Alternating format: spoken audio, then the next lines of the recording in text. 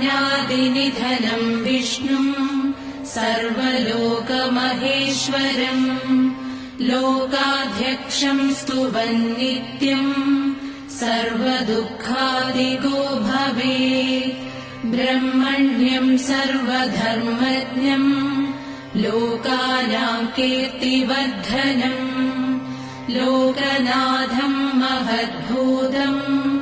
सर्वभूतभवोद्भवम् एष मे सर्वधर्माणां धर्मोऽधिकतमो मतः यद्भक्त्या पुण्डरीकाक्षं स्तवैरर्चे नरः सदा परमं यो महत्तेज